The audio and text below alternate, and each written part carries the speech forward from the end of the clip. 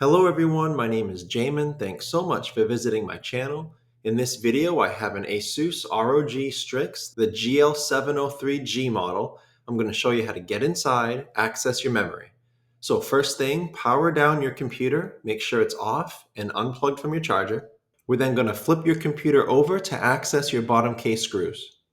Now to get inside at the battery, there's several screws we have to take out to get that bottom case off. You'll see them near the red arrows along the outside of the computer, but you'll also see this rubber pull tab right here in the middle. Use a pry tool to get that rubber pull tab off, and there's a screw in there that you also need to get out to get this panel off.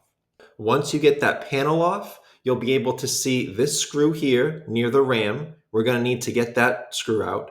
And then we're also going to need to take up our hard drive because this hard drive caddy, these four screws that hold down your hard drive caddy, they're also holding that bottom case on.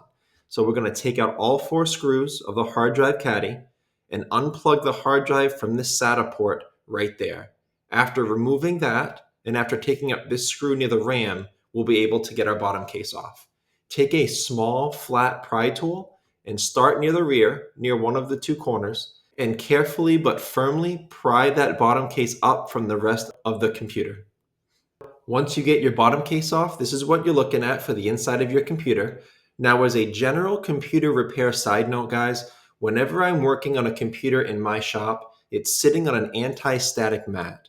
Either that or an anti-static bracelet are great ideas to avoid damaging anything in your computer when you're working on it.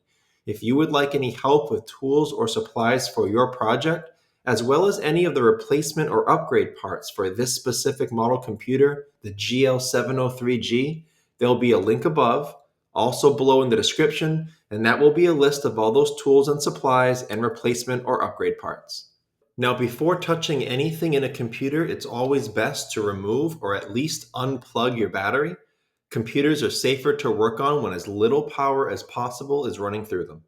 Now your battery is right down here along the bottom of my screen. The battery screws down by this single screw right here near the left blue arrow and plugs into the motherboard right here. Now notice on your computer, guys, is a small metal tab right on top of your battery plug that's holding it down. So before unplugging your battery, you have to take a pry tool and slide that metal tab up a little bit. That will allow you to pop up this battery plug from that port.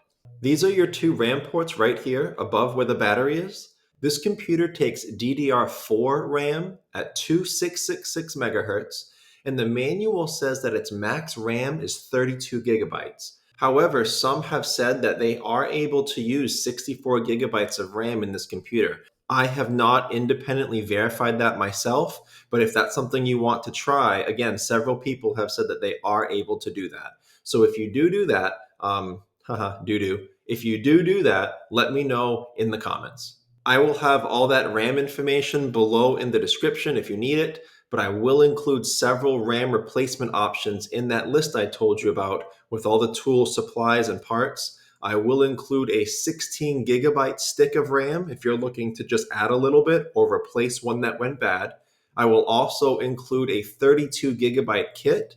If you're looking for a decent size upgrade, it'll be a 16 gigabyte stick for each port. And then I will include a 64 gigabyte kit for those of you that want to try maxing it out to that amount. The way to operate RAM, if you see here, there's a spring-loaded metal arm on either side.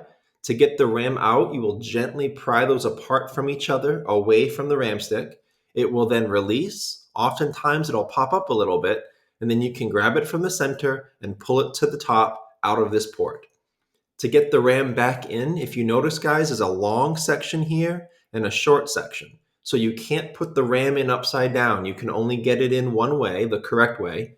After you get it in, make sure it's nice and flush and straight. You'll see the gold section to the RAM is even across the entire length of it. Once it is, just press down in the center and these arms will latch onto it and hold it in place. If you are here to upgrade your speed, upgrade your performance, consider a storage upgrade. Now, this computer has a good amount of room left for storage upgrading as well. If you want to see how to do that, check out the video that pops up when this one's done and I'll show you how. Thanks so much for watching, guys. I look forward to seeing you on my next video.